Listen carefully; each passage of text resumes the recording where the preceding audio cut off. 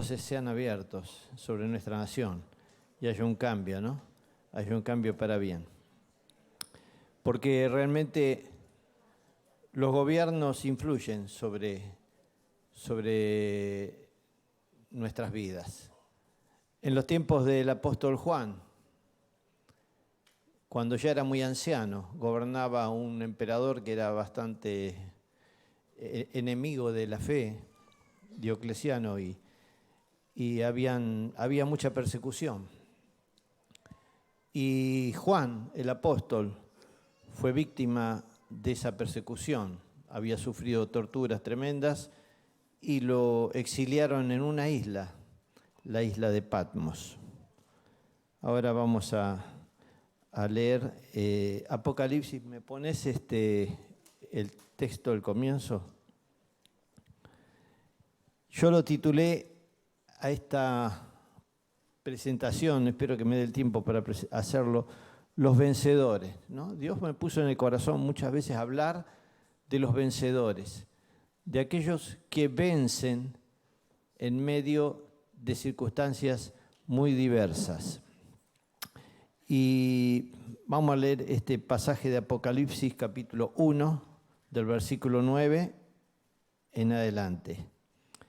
Allí dice, vamos a ir siguiéndolo. Yo, Juan, vuestro hermano y participante en la tribulación y en el reino y en la paciencia de Jesucristo, estaba en la isla que es llamada Patmos por la palabra de Dios y el testimonio de Jesucristo. Yo fui en el Espíritu en el día del Señor y oí detrás de mí una gran voz como de trompeta. O sea, en un día como hoy, era un domingo. Pasa al siguiente, por favor.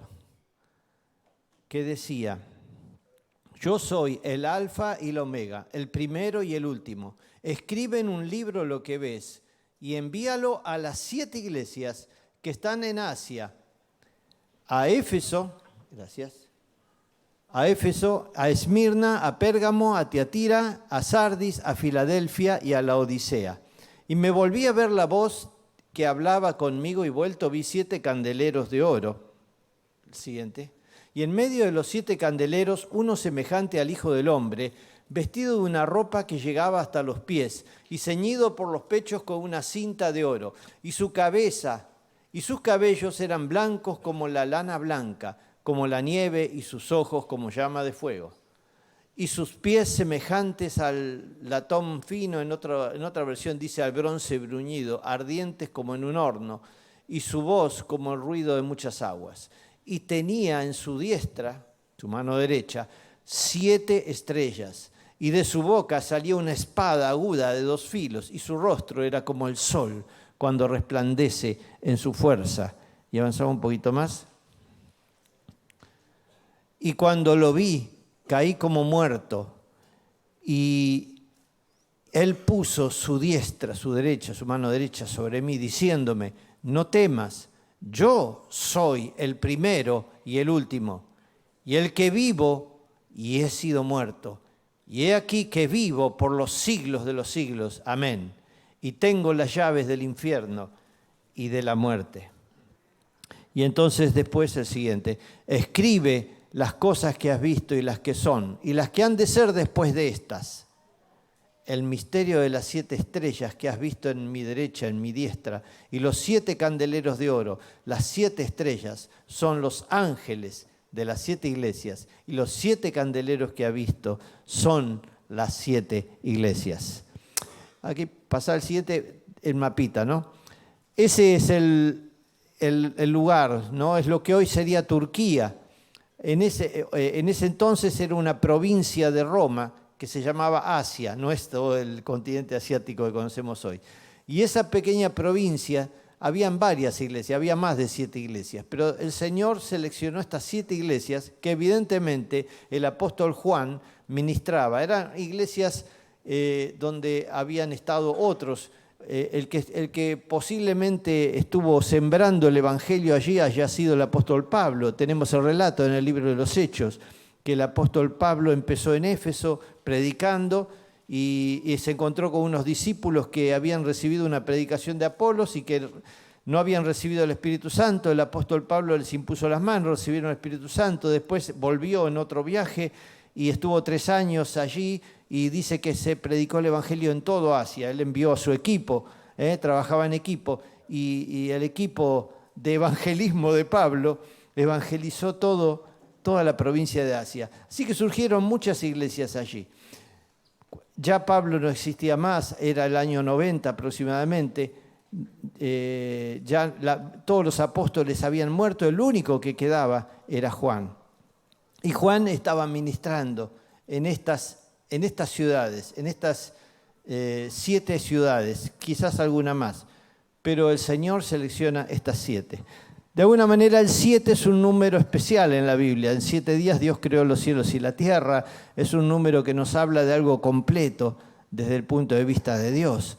Así que fíjense que aquí aparece muchas veces el número 7. Tenemos 7 ciudades, 7 iglesias, 7 estrellas, que son 7 ángeles, 7 candeleros que representan a 7 iglesias. O sea que esto nos da la idea de algo completo. Esas 7 iglesias, esos 7 candeleros, Jesús dijo, ustedes son la luz del mundo. El candelero es una lámpara que ilumina. Así que estas 7 iglesias tienen la misión de ser luz en la tierra donde están, como nosotros tenemos la misión de ser luz aquí en la tierra. El Señor nos dijo que si una luz no se pone debajo de un almud o debajo de un balde o debajo de algo escondido, sino que se pone en un lugar bien alto para que ilumine. Entonces, esto es lo que el Señor quiere, que cada iglesia sea una luz en el lugar donde esté. Cada iglesia, la iglesia de Buenos Aires, está llamada a ser una luz en el lugar donde está. Y digo de Buenos Aires, no de Olmberg, porque el Señor la llama por ciudad, la iglesia de la ciudad. Esto lo hemos recibido de nuestros pastores hace muchos años. Tenemos que hablar de la iglesia de la ciudad, no la iglesia somos a veces muy localistas, ¿no? Pero Dios nos ve como la iglesia de Buenos Aires. ¿Se dan cuenta? Y tenemos que ser luz en medio de esto. Bueno, en Patmos allí estaba preso, se podría decir, o estaba exiliado Juan, y tiene una visión tremenda de Jesús. Es una visión que no es la que él había tenido la última vez que lo vio a Jesús, fue antes de ascender. Lo vio vestido, era el hombre que lo podía tocar, era el hombre, era un hombre, no era un espíritu, comió con ellos, estuvo con ellos, les tocó. Era un hombre, no era un espectro.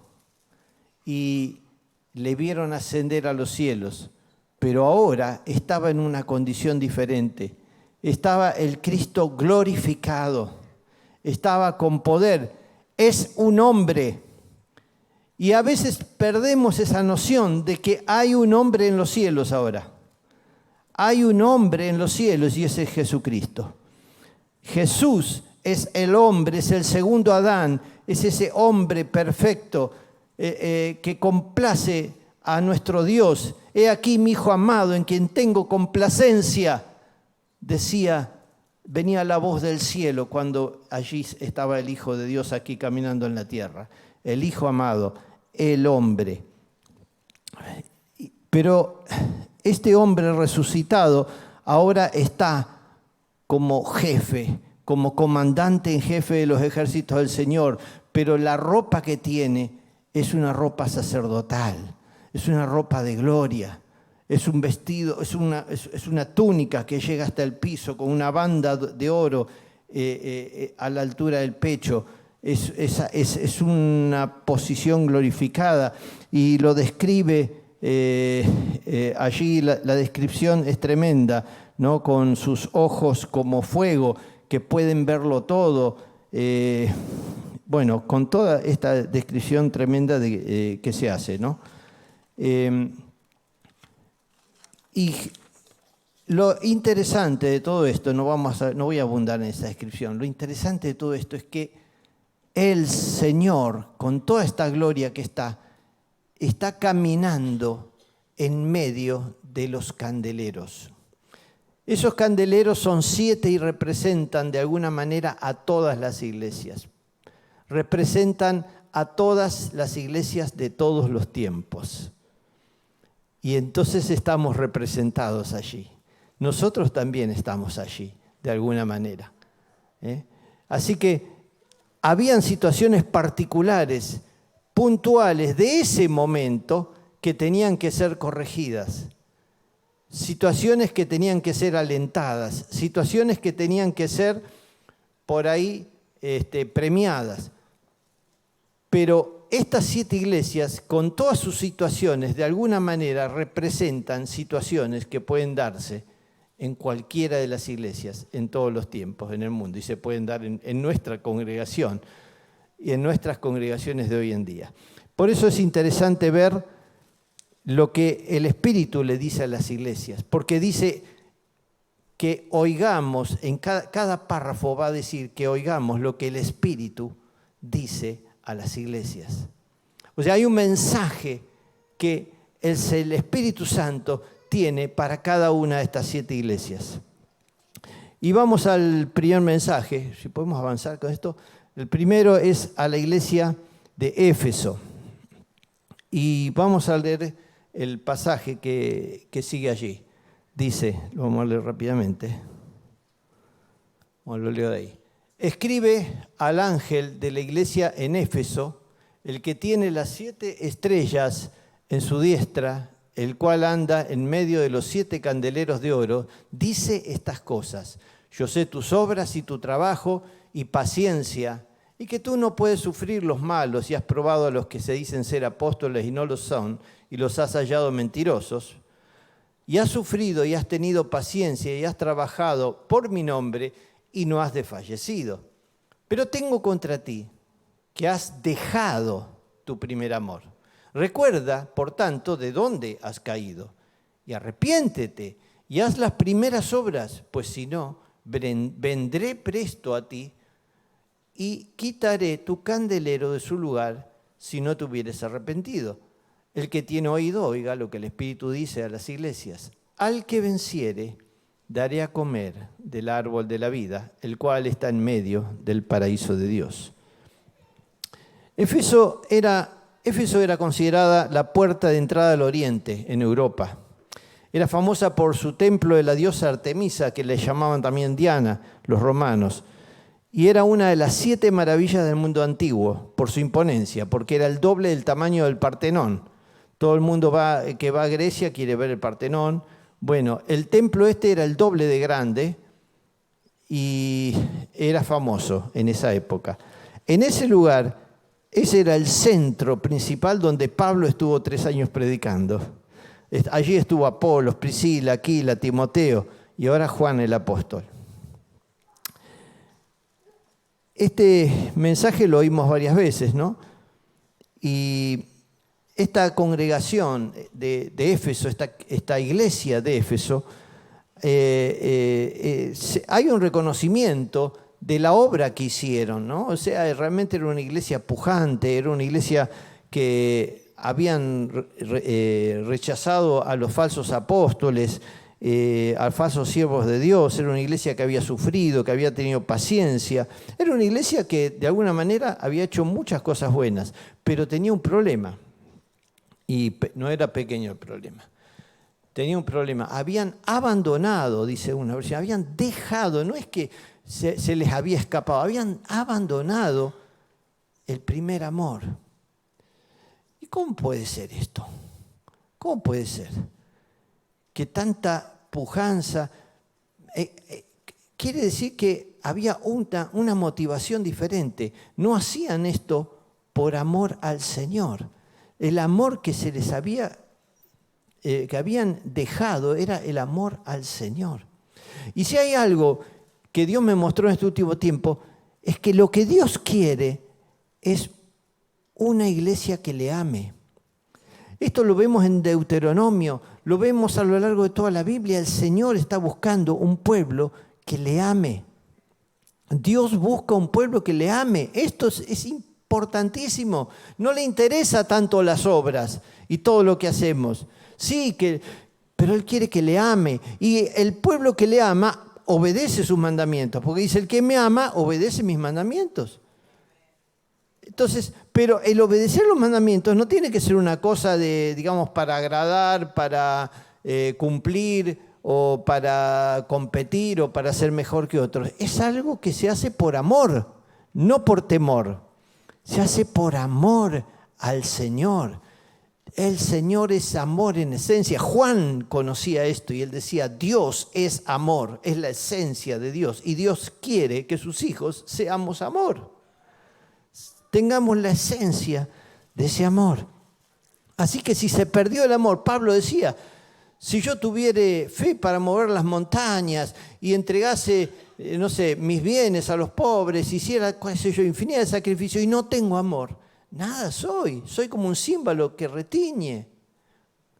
O sea, el amor es esencial. La fe, la esperanza y el amor, pero el mayor de estos es el amor. Por lo tanto, tenían un problema serio esta gente.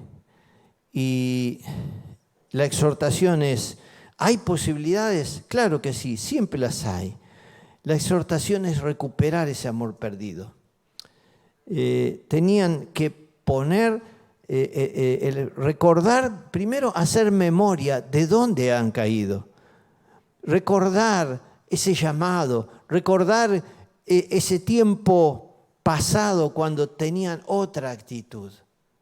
Porque es bueno a veces recordar, a veces me puede haber pasado que me enfrié, que estoy siguiendo porque estoy con la inercia religiosa y ya tengo el léxico evangélico y ya sé cómo tengo que comportarme, cómo tengo que cantar y qué tengo que hacer y ayudo aquí, ayudo allá, lo hago para agradar y quedar bien con todos y me siento bien conmigo mismo y todo eso, pero no tengo lo esencial. Entonces tengo que recordar la esencia, el comienzo, de dónde me caí. Y luego arrepentirse, siempre todo pasa por el arrepentimiento y volver a las primeras obras.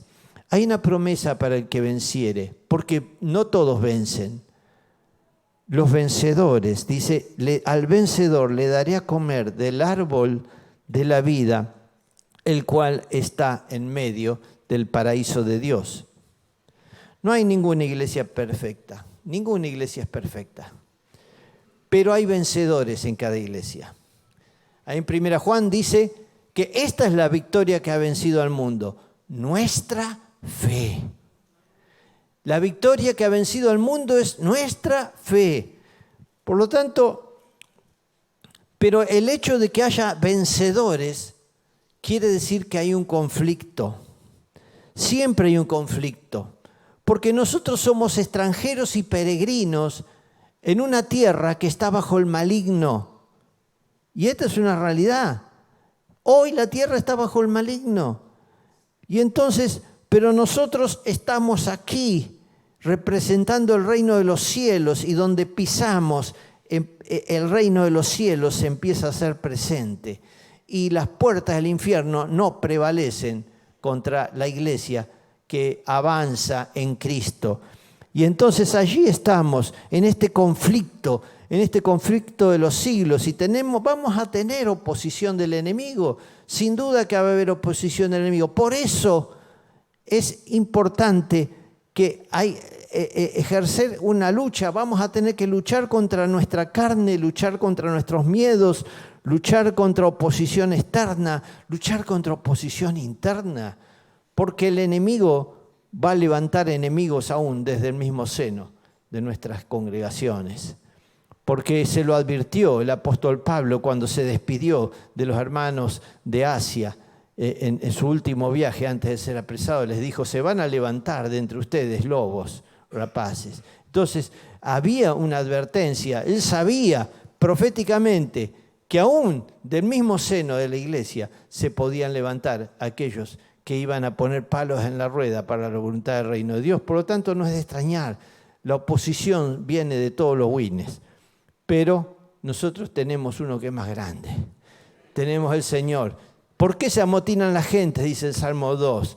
Como contra el Señor y contra su Cristo. Pero el Señor se ríe desde los cielos.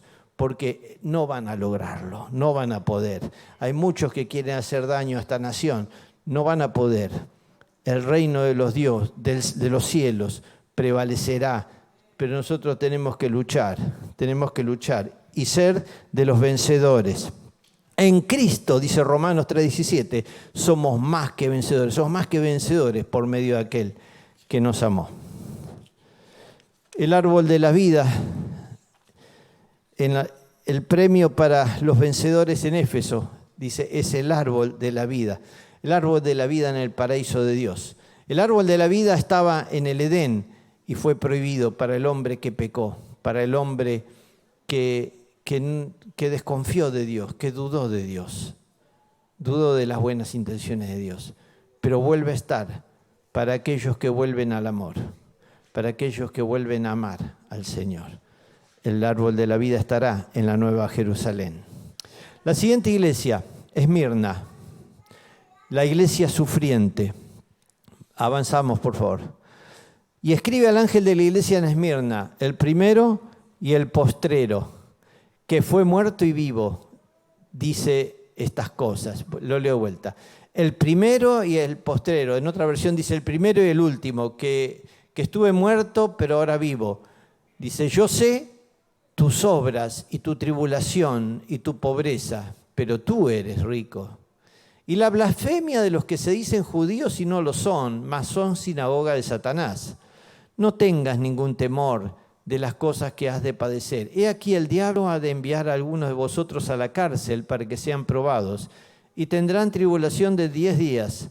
Sé fiel hasta la muerte, y yo te daré la corona de la vida. El que tiene oído, oiga lo que el Espíritu dice a las iglesias. El que venciere no recibirá daño de la muerte segunda. A ver si avanzaba más. No, era ahí, creo. Así que, Esmirna. Esta ciudad existe hasta el día de hoy, Esmirna. No hay ninguna reprensión para esta iglesia. Esta iglesia tenía un problema. El único problema que tenía es que era una iglesia con extrema pobreza. Eran muy pobres. Era una iglesia sufriente. Ellos estaban en un ambiente hostil y habían falsos judíos. Había un judaísmo, posiblemente esta llamada sinagoga de Satanás serían judíos apóstatas. Algunos piensan que en realidad se refiere a aquellos que rechazaban al Mesías. Puede ser.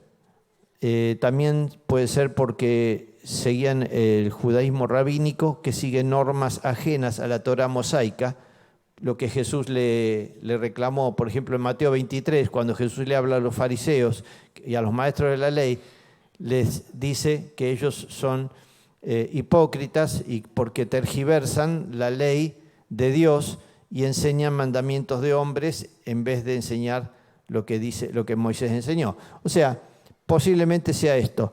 Pero lo cierto es que esta gente se oponía al Evangelio y promovían que sean perseguidos y algunos hasta pudieron haber sido ejecutados. Así que bajo esta presión tremenda estaba esta iglesia. Pero el Señor le dice, ustedes no son pobres, ustedes son ricos, porque la riqueza que tienen es una riqueza del espiritual. Y el Señor ve la riqueza que tiene. Fíjense que de todas estas iglesias, el único ciudad, o sea, todas las ciudades desaparecieron, quedaron ruinas. La única que está en pie, creo que es esta, Esmirna. Esta está, y es un puerto hoy es uno de los puertos más importantes de Turquía. Es la tercera ciudad en cantidad de población de Turquía. Esmirna. Pero ellos iban a sufrir persecución. El aliento es que sean fieles hasta la muerte para recibir la corona de la vida.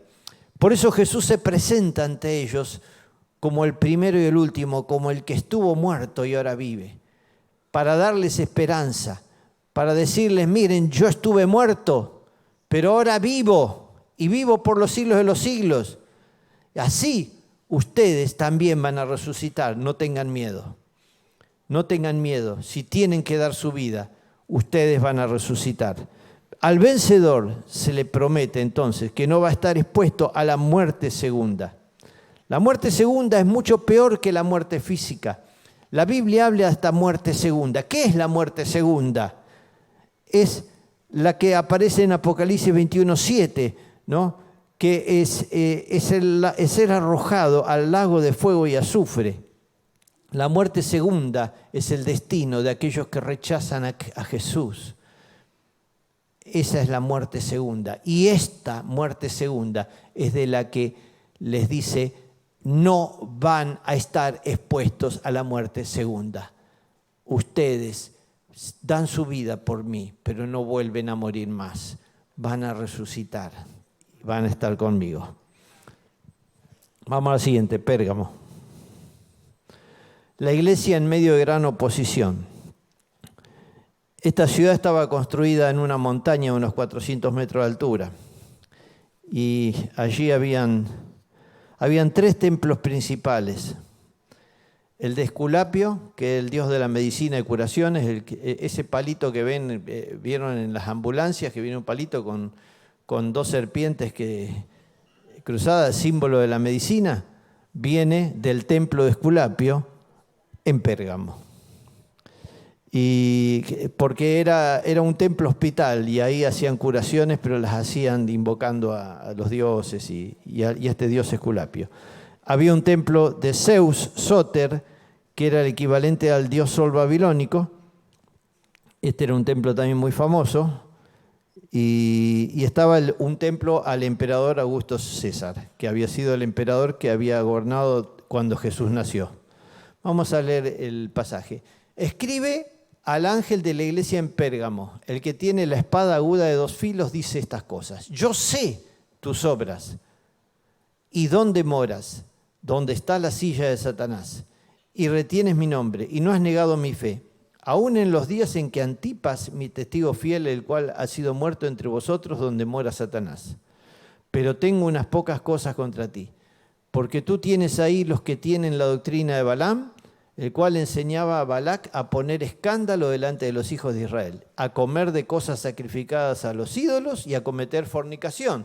Así también tú tienes a los que tienen la doctrina de los nicolaitas, lo cual yo aborrezco. Arrepiéntete, porque de otra manera vendré a ti y pelearé contra ellos con la espada de mi boca. El que tiene oído, oiga lo que el Espíritu dice a las iglesias. Al que venciere, le daré a comer del maná escondido. Y le daré una piedrecita blanca, y en la piedrecita un nombre nuevo escrito, el cual ninguno conoce, sino aquel que lo recibe. Entonces, acá habla del trono de Satanás. Claro, el lugar era un lugar lleno de estaban estos 3 templos importantes para el mundo pagano, y entonces la presión espiritual era muy grande. Yo me acuerdo hace años, cuando viajé a Japón, yo entré en los jardines, recorrí algunos de esos jardines japoneses hermosos y yo sentía una opresión. Eran hermosos, preciosos, nada que ver con este jardín japonés, es lindo, pero no, eran espectaculares. Pero yo sentía una opresión. Digo, ¿qué es lo que pasa? Un día hablando con un japonés cristiano, le pregunté, digo, ¿pero por qué en esos jardines tan preciosos yo siento una opresión espiritual fuerte? Pero la siento y no es en otros lugares, es en esos lugares. Y me dice, lo que pasa es que todos esos jardines están dedicados. Cada uno de esos jardines tiene un templo y están dedicados a ese templo, a los ídolos de ese templo. Y ahí estaba la opresión. Cuando hay estos lugares espirituales, estos focos de paganismo, esto ejerce una presión espiritual. Y allí estaba, en esta ciudad, tenía esta presión espiritual fuerte, pagana, muy fuerte. Por eso dice, yo sé que ustedes Dios sabe, yo sé que ustedes están viviendo en un lugar donde hay opresión espiritual, donde está el trono de Satanás.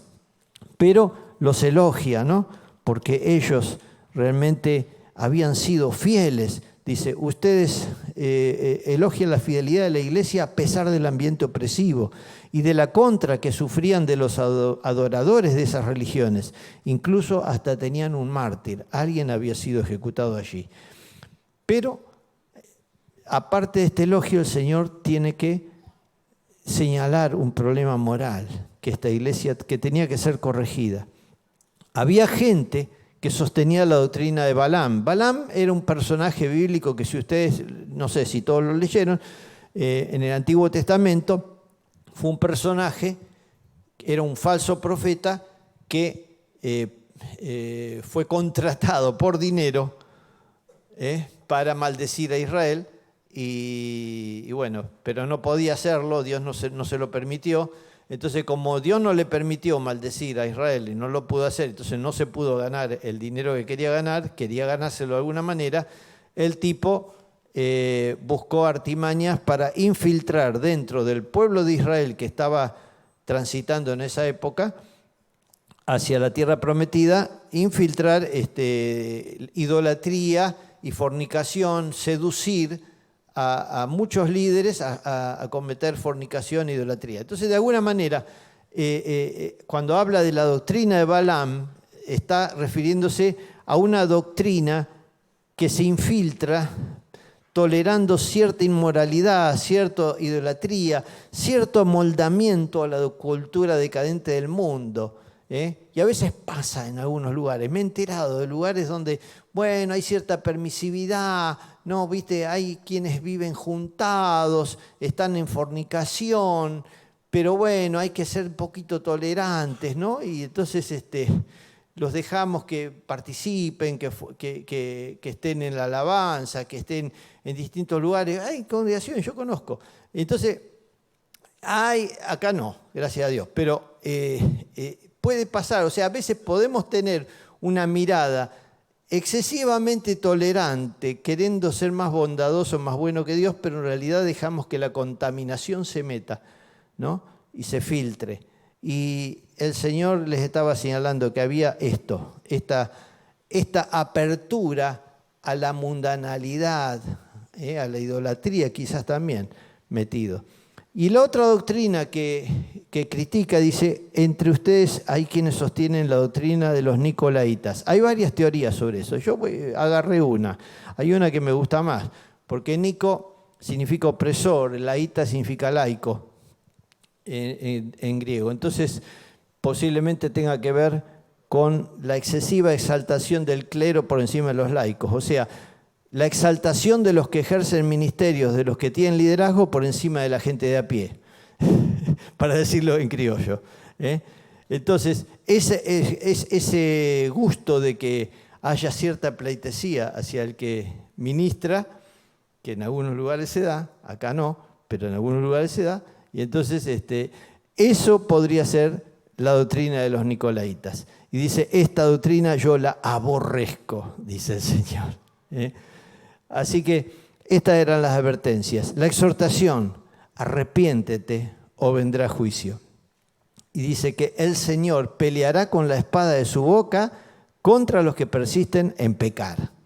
No contra el que peca, sino contra el que persiste en pecar.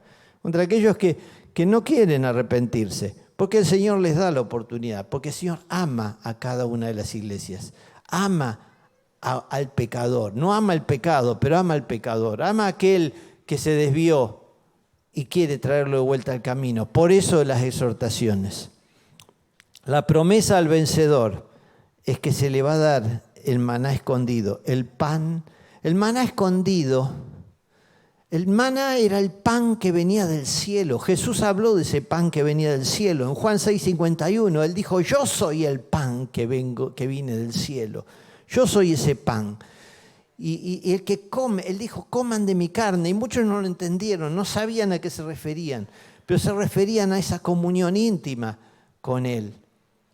Y Él le ofrece esta comunión íntima al que se arrepiente de corazón. O sea, es una iglesia donde algunos se han desviado, pero el Señor le dice, si te arrepentís, te desviaste, te fuiste del camino, estás haciendo lo que no debes, pero te arrepentís, te voy a dar del maná escondido, te voy a dar del pan de vida, te voy a dar una comunión íntima conmigo. Vas a tener la oportunidad de tener una comunión íntima conmigo. La piedrecita blanca con un nombre nuevo, posiblemente un diamante con el nombre de Cristo, que revela algún aspecto del carácter de Jesús, un aspecto desconocido. Es un compañerismo especial. Esto es un detalle especial para aquel que se arrepiente y viene a Él de corazón. Así que esto es lo que el Señor le dice. Vamos a la siguiente iglesia, Tiatira. La iglesia dividida. El Señor se presenta como el Hijo de Dios, que denota el poder. A ver, vamos a leerlo un poquito. Escribe al ángel de la iglesia en Tiatira, el Hijo de Dios, el que tiene sus ojos como llama de fuego y sus pies semejante al latón fino, como dije, bronce en otro lado, dice estas cosas, ¿no? Acá se presenta como el Hijo de Dios, no me lo saques, como el Hijo de Dios, lo cual denota el poder y la autoridad para juzgar. Dice el que tiene ojos como llama de fuego, o sea, todo lo ve, todo lo discierne, son ojos que disciernen. Y pies como bronce refulgente, dice en otro lugar. El latón es bronce, que es un símbolo de juicio. El latón, el bronce, todos los artículos, los artículos del templo de Dios que se usaban para los sacrificios, que eran por el juicio, eran de bronce. Lo que se usaba para adoración era de oro, pero lo que se usaba para el sacrificio por los pecados era de bronce. El altar era de bronce, los artículos, todas las cosas eran de bronce. El bronce nos habla de juicio.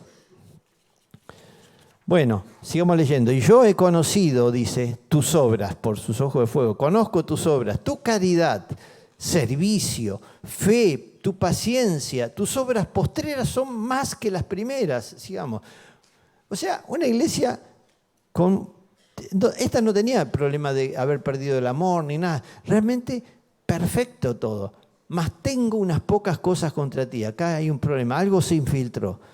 Porque permites a aquella mujer Jezabel, que se dice profetiza, enseñar y engañar a mis siervos a fornicar y a comer cosas ofrecidas a los ídolos. Y yo le he dado tiempo para que se arrepienta de la fornicación y no se ha arrepentido. Pero yo le digo a vosotros y a los demás que están en Tiatira, cualesquiera que tienen esa doctrina y que no han conocido las profundidades de Satanás, como dicen, yo los enviaré sobre vosotros. Yo no enviaré sobre vosotros otra carga. Empero la que tenéis, tenedla hasta que yo venga. Y al que hubiere vencido y hubiere guardado mis obras hasta el fin, yo le daré potestad sobre la gente. O sea, en otra versión dice autoridad sobre las naciones. Y las regirá con vara de hierro y serán quebrantados como vaso de alfarero, como también yo lo he recibido de mi Padre. Entonces acá tenemos una iglesia que no hay una objeción en cuanto a todo su carácter, realmente una iglesia donde todo marcha bien, pero el enemigo logró infiltrar un agente distorsionador. En este caso es una falsa profetisa, una enseñanza. Jezabel es un nombre que nos remonta a un personaje nefasto del Antiguo Testamento, que había sido la esposa de Acab, y esta mujer en los tiempos del rey Josafat. Josafat era un rey piadoso en Judá y Acab era el rey de Israel. Y Jezabel era una mujer de Sidón, una mujer idólatra, pero muy perversa, muy retorcida, y que perseguía y trató de asesinar a todos los profetas de Dios. Por lo tanto, el espíritu de Jezabel es un espíritu que es contrario a los profetas de Dios. Es un espíritu que está en contra de los profetas del Señor, que trata de amedrentarlos, de contaminarlos, de desviarlos.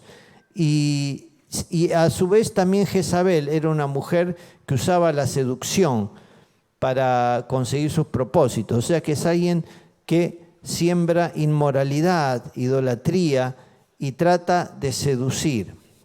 Bueno, ¿qué pasaba en Tiatira? Tiatira era una ciudad donde habían varios gremios, había mucho comercio, Allí estaba la industria de las tinturas, que se usaban en todo Asia y en Roma también. Entonces, habían gremios. Estos gremios tenían reuniones donde veneraban a determinados ídolos y tenían fiestas paganas, hacían fiestas en donde se cometían inmoralidades porque muchos de esos ídolos requerían fornicación y actitudes con prostitutas y cosas así. Era parte de las costumbres de estos griegos. Aquellos que vivían en Tiatira y que eran artesanos, para que les vaya bien en sus negocios tenían que pertenecer a uno de estos gremios. No unirse a estas fiestas, a estas bacanales, les significaba ser relegados y que su profesión, o sea, su artesanía, su negocio no prospere como el de otros. O sea que estaban siendo perjudicados. O sea que tenían ese problema, ¿no? O sea, ¿qué hago? Si sigo al Señor, me tengo que alejar de los gremios y eso me perjudica comercialmente. Si me uno a los gremios, me contamino. Y ahí estaban con ese dilema, ¿no? Entonces, ¿qué aparece? Aparece esta falsa profeta que de alguna manera le soluciona el problema y promueve cierta permisividad a las costumbres mundanas y la ventaja de conocer los secretos de Satanás para vencerle. Esto es una posibilidad, ¿no? Pero podría ser algo así. Entonces, esta mentira de amoldarse para no tener problemas, y esto que trae que la iglesia se contamina, cae en pecado, los hermanos comienzan, el pecado se mete en la iglesia y eso destruye todo. Bueno, esto es lo que quiere hacer Satanás siempre, tratar de meter el pecado en la iglesia. Por lo tanto, acá la advertencia es arrepentirse de todo corazón.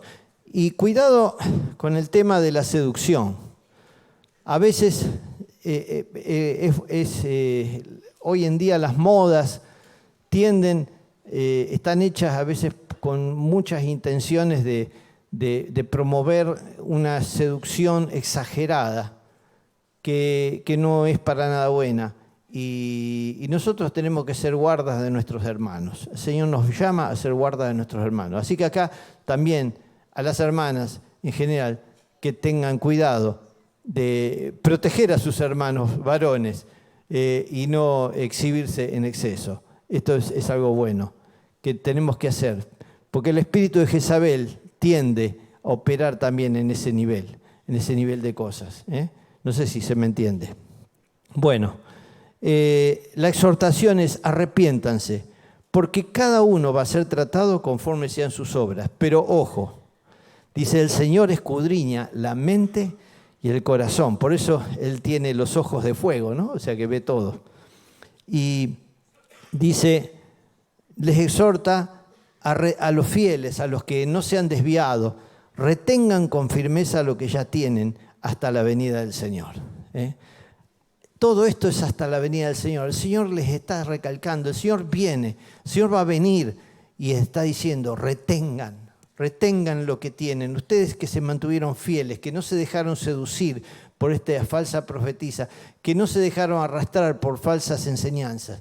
Ustedes retengan con firmeza lo que tienen hasta la venida del Señor. Al vencedor, al que cumpla la voluntad hasta el fin, dice, se le dará autoridad sobre las naciones en el reino milenial que viene. Y se le dará la estrella de la mañana, que es Cristo mismo. Nos está hablando de una comunión también especial con Cristo. Vamos al siguiente, Sardis, la iglesia muerta. Sardis, ahí está, la iglesia muerta. Bueno, avanza. Este es un caso triste. Dice, y escribe al ángel de la iglesia en Sardis, el que tiene los 7 espíritus de Dios y las 7 estrellas, dice estas cosas. Yo conozco tus obras, que tienes nombre de que vives y estás muerto. Sé vigilante y confirma las otras cosas que están para morir, porque no he hallado tus obras perfectas delante de Dios. Acuérdate pues de lo que has recibido y has oído, y guárdalo, y arrepiéntete, y si no velares, vendré a ti como ladrón, y no sabrás en qué hora vendré a ti. Mas tienes unas pocas personas en Sardis que no han ensuciado sus vestiduras y andarán conmigo en vestiduras blancas porque son dignos. El que venciere será vestido de vestiduras blancas. No borraré su nombre del libro de la vida y confesaré su nombre delante de mi Padre y delante de sus ángeles. Y el que tiene oídos oiga lo que el Espíritu dice a las iglesias. El Señor acá se presenta como el que tiene los 7 espíritus de Dios, o sea, toda la visión y la sabiduría, y como el que tiene las 7 estrellas en su mano, o sea, todo el liderazgo en su mano derecha. La condenación es porque tiene fama de ser viva, o sea, tiene apariencia de estar viva esta iglesia, pero Cristo la ve muerta. Es una iglesia cuyas obras no son perfectas delante de Dios. Es una iglesia muerta. ¿Qué es una iglesia muerta? Pues esta es la pregunta, Señor, ¿por qué el Señor la ve muerta? Porque es una iglesia que no tiene problemas con nadie, todo está tranquilo, no perturba al mundo, no perturba al barrio donde está. Los servicios se atienden regularmente, la asistencia es normal, pero no pasa nada. Es un cementerio. Es así. Entonces, ¿cuáles son las señales de que una iglesia se está muriendo? Porque esto es importante descubrir. Una iglesia está en peligro de morir si tolera desviarse de lo escritural y aplicar criterios humanos para solucionar ciertas cosas, si tolera que aquellos que relativizan la inspiración de las Escrituras, la deidad de Cristo o la necesidad de salvación, si hay más interés en lo material que en lo espiritual, si hay más interés en mejorar el edificio, que no está mal hacerlo, pero en tener más equipos, mejor equipamiento, mejor todo, pero no hay tanto interés en buscar la aceptación de la cabeza, que es Cristo, en buscar agradar a nuestro Señor. Como contrapartida, una iglesia viva es una que no solo crece numéricamente, sino que crece espiritualmente, en devoción y compromiso. Es una iglesia con compasión por los perdidos, por los enfermos, por los débiles, por los necesitados. Una iglesia viva es una iglesia que molesta de alguna manera al entorno mundano, porque es sal que se opone a la corrupción reinante, es luz que señala el pecado en la sociedad y pone en alto en nombre de Cristo el camino de salvación. Es una iglesia viva es una iglesia que espera con celo el regreso victorioso de Cristo. Es una iglesia que está esperando el regreso de Cristo y se prepara para el regreso de Cristo. Se prepara para ser una iglesia sin mancha, sin arruga, ni cosa semejante. Esa es una iglesia viva. Pero lo otro es una iglesia donde se cumplen todos los rituales, se hacen todas las cosas, se predica, se canta, todo, pero es todo como una costumbre, es todo, digamos, una religión. Y el Señor quiere que lo nuestro sea mucho más que una religión. Nosotros somos un cuerpo vivo. Somos un cuerpo vivo, no somos una organización, somos un organismo. Así que, ¿cuál es la exhortación a esta iglesia? Despierten, despierten. Decía el apóstol Pablo, despiértate iglesia, despiértate tú que duermes y te alumbrará Cristo. Reaviva lo rescatable. Si hay algo rescatable, revívalo. Recordá lo recibido y lo que has oído. O sea, conocimiento tenés. Vos recibiste, vos oíste, pero no lo estás haciendo. Obedecelo y arrepentite. Cuanto más sabemos, más responsabilidad tenemos. Algunos tienen miedo de que Jesús venga como ladrón, de sorpresa. Pero dice el apóstol Pablo en 1 Tesalonicenses 5, 4-6, que nosotros no somos de las tinieblas para que la venida de Cristo nos sorprenda. Nosotros estamos en la luz, somos hijos de la luz. No nos puede sorprender eso. Lo va a sorprender al que está dormido, al que está en otro canal, sintonizado en otro lugar. A ese le va a caer como ladrón, pero a nosotros no. Nosotros lo estamos esperando. Amén.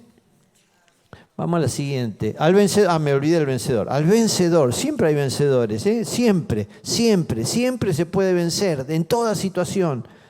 Al vencedor, los que no mancharon su ropa con mundanalidad, andarán vestidos de blanco, o sea, de pureza.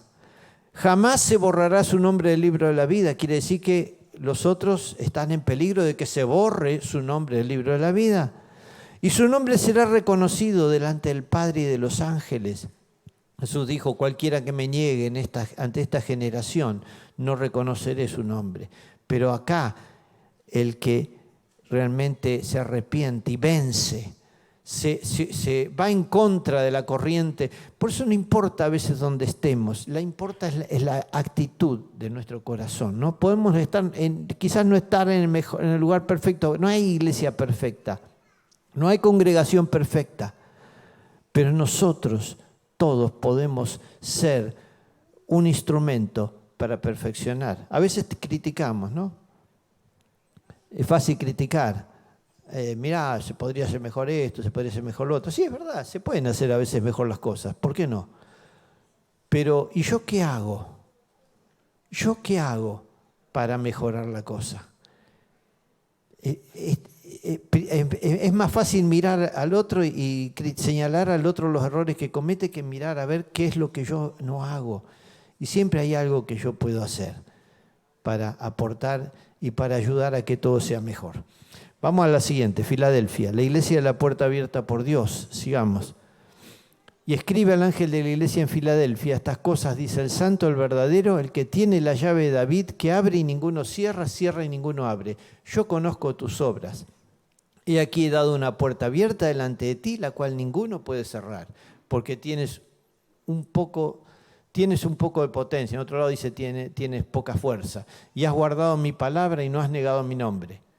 He aquí yo doy de la sinagoga de Satanás los que se dicen ser judíos y no lo son, más mienten. He aquí yo los constreñiré a que vengan y adoren delante de tus pies y sepan que yo te he amado. Porque has guardado la palabra de mi paciencia, yo también te guardaré de la hora de prueba que ha de venir sobre el mundo entero, para probar a los que moran en la tierra. He aquí, yo vengo pronto o presto, retén lo que tienes, para que ninguno tome tu corona. Al que venciere, yo lo haré columna en el templo de mi Dios, y nunca más saldrá fuera, y escribiré sobre él el nombre de mi Dios, y el nombre de la ciudad de mi Dios, la nueva Jerusalén, la cual desciende del cielo, de mi Dios, y mi nombre nuevo. No me acuerdo si seguía, no seguía, no, ahí. Bueno, acá el Señor se presenta como el santo, el verdadero, el que tiene la llave de David, el que abre y nadie puede cerrar. A mí esta palabra me fue mucha bendición muchas veces, porque a veces me he sentido así, ¿no? Me he sentido sin fuerzas, sin posibilidades, y el Señor me ha traído esta palabra, la llave de David, que abre puertas, que abre oportunidades. ¿No? El Señor tiene una llave para abrir y darte una oportunidad. A veces no vemos esa oportunidad, pero el Señor tiene la llave de David. Y cuando Él abre, nadie puede cerrar. Y cuando Él cierra, nadie puede abrir. ¿Se dan cuenta? Él es el que tiene esa llave. Y el elogio a esta iglesia es que tiene una puerta abierta, o sea, tiene una oportunidad para predicar el Evangelio, una oportunidad para expandir la obra del Señor, una oportunidad en donde va a hallar gracia en los oyentes. Tiene pocas fuerzas, posiblemente porque sean pocos los cristianos, sea una iglesia pequeña, pero para el Señor es suficiente. Si no, acordémonos de Gedeón. Con solo 300 hombres luchó contra un ejército de miles. Al Señor le gusta glorificarse en ese pequeño puñado. Quizás en ese barrio donde estás sean un puñado de cristianos, quizás ese grupo de hogar sea pequeñito, pero no importa. Si estamos en Cristo, en Él, el Señor puede abrirnos una puerta, una oportunidad. Puede haber cielos abiertos para que la bendición cunda. El otro elogio es que han obedecido su palabra y que no han negado el nombre del Señor a pesar de la fuerte oposición. Enemigos en la fe habían, claro que hay. Hoy hablábamos, siempre hay problemas, siempre hay enemistades, siempre hay cosas que pueden oponerse, pero podemos vencer en todas circunstancias. la exhortación, que se aferren a lo que tienen para no perder la corona de la vida. El Señor promete que viene pronto, así que retén lo que tienes nuevamente. El Señor promete que va a humillar a los enemigos de ellos y promete que les va a dar protección en la hora de prueba que viene sobre el mundo entero. Y acá está hablando de la tribulación. Está diciendo que viene una tribulación sobre el mundo entero, pero que el Señor va a proteger. Aún a estos que son débiles, que son una pequeña iglesia, una pequeña congregación, el Señor dice, yo los protegeré, porque son fieles, los va a proteger. Y el Señor te va a proteger. Algunos tienen miedo. Dice, uy, ahora se vienen, quién sabe, todo lo que se viene, se está hablando de profecía, se viene. Señor, protege a aquellos que están en Él. Al vencedor lo haré columna en el templo de Dios, o sea que van a permanecer, ustedes no van a ser borrados, no van a ser desplazados, van a permanecer en el templo de Dios. Y Dios grabará el nombre de Dios y la nueva Jerusalén y su nuevo nombre, o sea, una revelación íntima especial. Vamos a la última iglesia, la Odisea. A ver, con este terminamos. La iglesia tibia o complaciente. Avancemos. Y escribe al ángel de la iglesia en la Odisea. He aquí, dice el Amén, el testigo fiel y verdadero, el principio de la creación de Dios. Yo conozco tus obras, que ni eres frío ni caliente. Ojalá fueses frío o caliente. Mas porque eres tibio y no frío ni caliente, te vomitaré de mi boca. Porque tú dices, yo soy rico y estoy enriquecido y no tengo necesidad de ninguna cosa. Y no conoces que tú eres ahí dice cuitado, ¿no? Cuitado y miserable, pobre, ciego y desnudo. Yo te amonesto para que de mí compres oro refinado en fuego, para que seas hecho rico y seas vestido de vestiduras blancas, para que no se descubra la vergüenza de tu desnudez y unge tus ojos con colirio para que veas. Yo reprendo y castigo a los que amo, sé pues celoso y arrepiéntete. He aquí, yo estoy a la puerta y llamo. Si alguno oyere mi voz y abriere la puerta, entraré a él y cenaré con él y él conmigo. Al que venciere, le daré que se siente conmigo en mi trono, así como yo he vencido. Y me he sentado con mi Padre en su trono. El que tiene oídos, oiga lo que el Espíritu dice a las iglesias. Esta es la séptima iglesia. El Señor acá se presenta como el Amén, el que confirma todo lo que dice, como el testigo fiel y verdadero, en contraposición a los falsos profetas, ¿no? Como el principio de la creación de Dios. Y acá la condenación es que es una iglesia que se ve a sí misma como próspera, como fuerte. Es una iglesia de gente rica, y hay cierto orgullo, cierta jactancia, cierta vanidad. Se sienten que no tienen necesidad de nada, les parece que están perfectos, que están muy bien. Seguramente, si fuera una iglesia de hoy, diría, bueno, tiene un lindo salón, tienen buenos instrumentos, buena tecnología, lugares cómodos, qué sé yo. Tienen todos los recursos. Es una iglesia que no le falta nada, ¿no? Desde el punto de vista, entonces se sienten bien, tiene gente elocuente. Pero el Señor los ve distintos, los ve tibios. El Señor los hubiera preferido fríos o calientes. ¿Qué es un frío? Y los fríos son los paganos, son los mundanos, esos son fríos. Pero uno puede hacer, decía un ministro del Evangelio, que uno puede hacer algo con los fríos para llevarlos a Cristo, ¿no? Porque está definido, sabe, es consciente de sus pecados, es consciente que, bueno, yo soy mundano, yo estoy en el mundo. Entonces, ese no pretende ser otra cosa, no le interesa el Evangelio, pero vos podés hablarle. Los calientes son los cristianos fervorosos, comprometidos. Uno puede trabajar con gozo con ellos. Pero los tibios, esta agua está bien, está fresca, no está tibia. Los tibios son indiferentes. No se puede hacer nada con ellos. Porque están ahí, vienen para quizás, digamos, sentirse que, bueno, estoy, digamos, conformando a Dios como para que me bendiga la vida, qué sé yo, que me vaya más o menos bien, porque sí, Dios, si yo vengo a la iglesia, digamos, Dios me va a bendecir. Pero no hay un compromiso, no hay fervor, no hay pasión por el Señor. no hay un corazón encendido. Entonces vengo, ¿viste? Y recibo bendición, me oran, canto, qué linda los cantos, todo, pero después sigo mi vida mundana, cuando hago mis negocios hago trampas, evado impuestos, pago coimas, bueno, en fin, en mi vida tengo también alguna lujuria, quizás, veo un poco de pornografía, en fin. Y bueno, ¿qué va a ser? Uno es de carne y hueso, ¿no? Tibio. O sea, no es ni chicha ni limonada, está en el medio, es el peor de los mundos.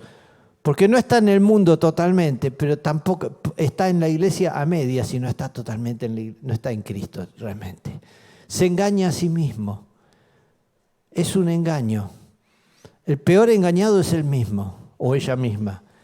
Piensa que está bien porque viene a la iglesia, porque canta, porque le oran y todo lo demás, y en realidad está mal. Piensa que conoció al Señor y en realidad no lo conoce. No lo conoce. Es la peor de las situaciones. Los tibios, dice el Señor, los vomitaré de mi boca. El Señor les dice, se creen ricos pero son pobres, ciegos, desnudos, espiritualmente hablando. ¿Cuál es la exhortación? Que busquen en Cristo las verdaderas riquezas. Que compren el oro refinado, las verdaderas riquezas están en Él. Las riquezas de este mundo, el hollín los corrompe, los ladrones las roban, pero las riquezas celestiales no las roba nadie.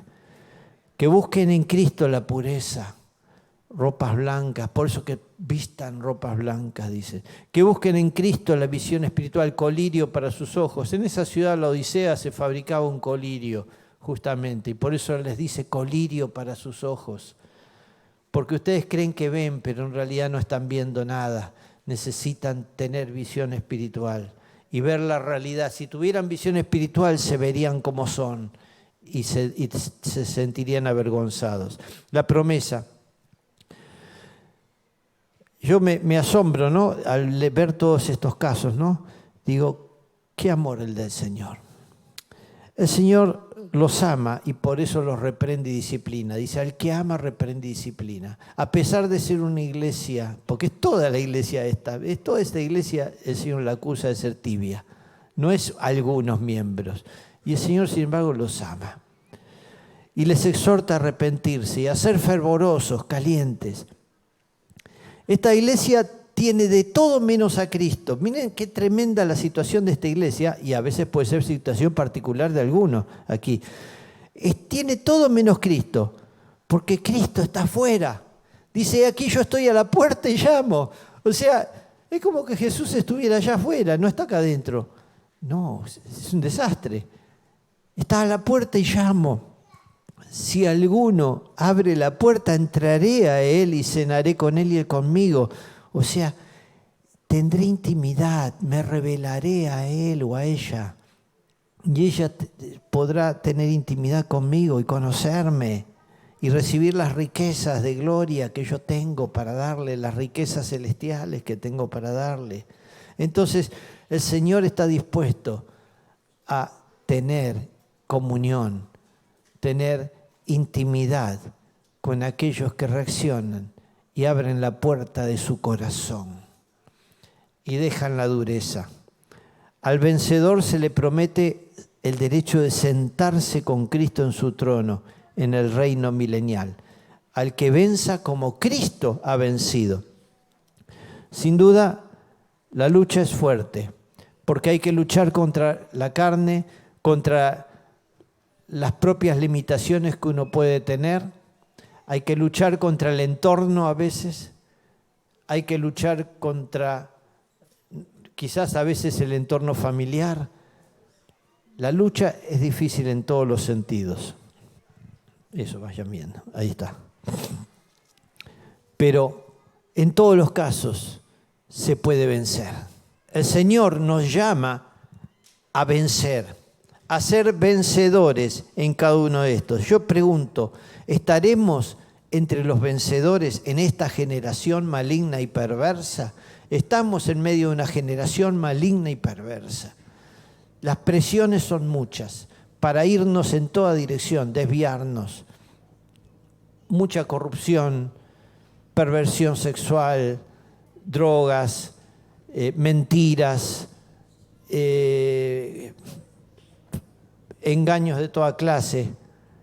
Estamos en medio de una generación maligna y perversa, pero el Señor nos llama a ser vencedores. El que tenga oído, oiga lo que el Espíritu dice a las iglesias. El Señor nos llama a oír, a arrepentirnos, poner la fe en acción y seguirle. En Él somos más que vencedores. En Él somos más que vencedores. Y yo les quería invitar, si hay alguno que todavía no le entregó su vida al Señor de corazón, que hoy le abra su corazón a Cristo. Le entregue ahora su corazón a Jesús. No importa, quizás has venido muchas veces. Abrile tu corazón a Jesús ahora. Jesús te recibe. Y si te alejaste y estabas flojo, te fuiste y después de tanto tiempo volviste y estaba frío, estás frío, habías conocido al Señor, estuviste con Él, pero ahora estaba frío. El Señor te dice, volvé, yo te recibo otra vez. El Señor camina en medio de los 7 candeleros de oro. Son 7 iglesias imperfectas. Son imperfectas, pero Él camina en medio de los 7. Él ama a las 7 iglesias. Él las ama y a las que ama corrige. Y quiere sanarlas. Quiere que sean perfectas. Él te recibe. Él te recibe hoy. Yo te invito a que hoy renueves tu pacto con el Señor. Si alguno se sintió tocado, yo le digo, póngase de pie ahora y dirija su oración al Señor allí donde está. Póngase de pie y diga al Señor, yo me entrego a ti, yo vuelvo a ti, yo renuevo mi pacto. Yo renuevo mi pacto contigo. Yo quiero ser una iglesia viva. Aquellos que esperan tu venida. Aquellos que quieren volver a ti, Señor. Yo quiero estar firme hasta el final y participar del reino que vas a establecer aquí en la tierra, ser columna en tu templo. Yo quiero probar del árbol de la vida. Yo quiero esa piedrecita blanca. Señor, yo quiero participar del reino eterno. Aleluya. Amén.